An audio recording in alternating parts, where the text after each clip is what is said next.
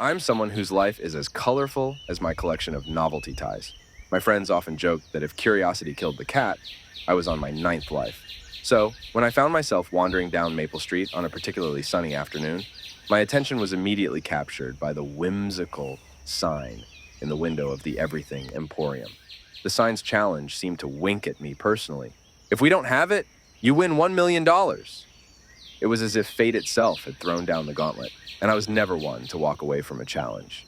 With a spring in my step and a mischievous twinkle in my eyes, I pushed open the door to the Emporium. A bell chimed overhead, announcing my entrance into a world that seemed to defy reality. I could hear some jazz music playing in the background. The store was a labyrinth of shelves, each one groaning under the weight of items so bizarre and eclectic that it would take a lifetime to name them all.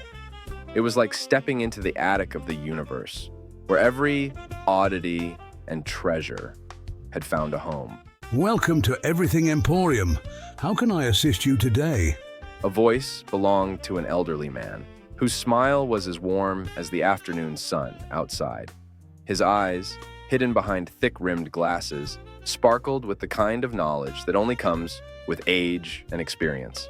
I, armed with my peculiar sense of humor, decided to start off easy. "I'm looking for heated rain boots," I declared, expecting to catch the old man off guard. Without missing a beat, the man replied, XL3, next to the reversible umbrellas.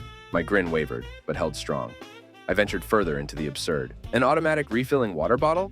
Aisle 7, between the invisible ink and the dehydrated water. Came the unflappable response. With each inquiry, my confidence began to wane and a sheen of perspiration formed on my brow. "Protein-infused popcorn?" I asked, my voice tinged with desperation. Freezer section, right next to the gluten-free gluten. The old man answered as if he were reciting the alphabet.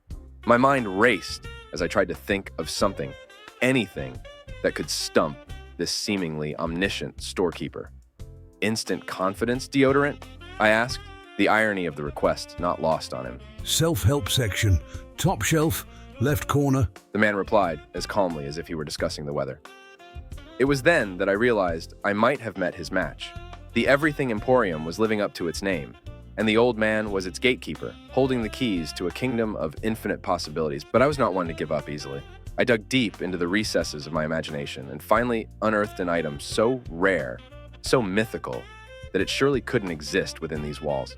"A unicorn horn?" I asked. The old man's smile grew wider, and he disappeared into the back room.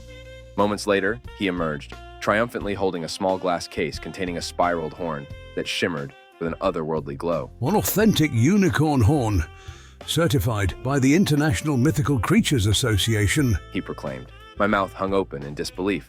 The Emporium had defied all logic. Just as I was about to concede defeat, a stroke of genius, or perhaps madness, struck me. "So," I asked with an uncertain voice, "an honest politician?" I blurted out. The old man's smile finally faltered, and a twinkle of defeat shone in his eyes. "Ah, you got me there. We don't have one of those." Triumph surged through my veins. I had done it. I outsmarted the Everything Emporium. The old man sighed, a sound of resignation, and reached under the counter to retrieve 2 suitcases, within it $1 million. "Congratulations, young man. You win," he said, a note of respect in his voice as he handed over the prize. My elation was palpable. I thanked the old man, my heart soaring with the kind of joy that only comes from a well-earned victory. As I stepped out of the store, $1 million richer, and with a tale that would become legend among my friends, I heard the old man mutter, "I knew I should have stocked up on those during the last election cycle."